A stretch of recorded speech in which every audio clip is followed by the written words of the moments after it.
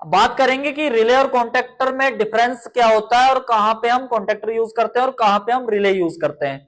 ये बड़ा सिंपल है, दोनों सेम डिवाइसेस है लगभग, लेकिन हम कुछ जगहों पे रिले यूज करते हैं, कुछ जगहों पे कॉन्टेक्टर यूज करते हैं। तो सबसे पहले रिले की स्पेसिफिकेशन की बात करते हैं।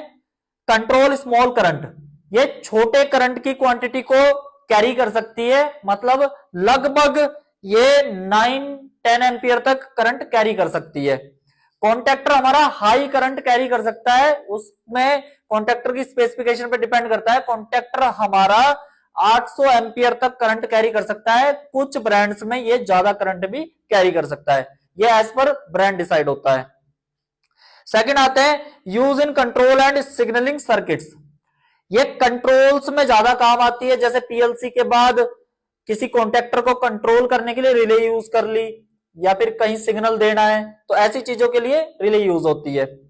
Use for motor and heavy load, हम कॉन्टेक्टर को लोड के लिए यूज करते हैं, कंट्रोल के लिए बहुत कम यूज करते हैं। ऐसा नहीं है कंट्रोल के लिए यूज नहीं करते, कंट्रोल के लिए भी यूज करते हैं लेकिन बहुत कम। ये हैवी लोड के लिए ही ज्यादातर यूज होता है, जो कि इसकी स्पेसिफिकेशन या फिर इसका वर्किंग नेचर है। नेक्स्ट आ जाते हैं operates on low voltage like 5 volt, 12 volt, 24 volt DC.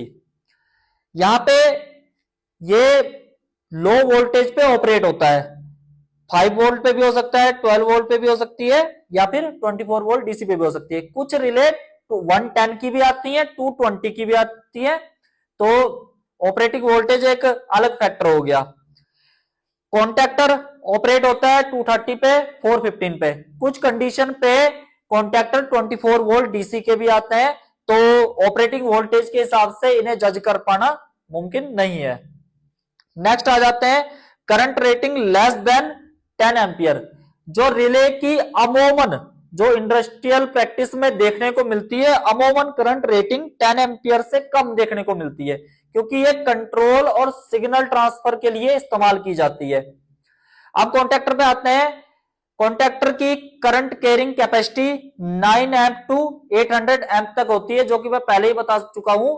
800 amp से भी ज्यादा हो सकती है कुछ स्पेसिफिक ब्रांड्स में।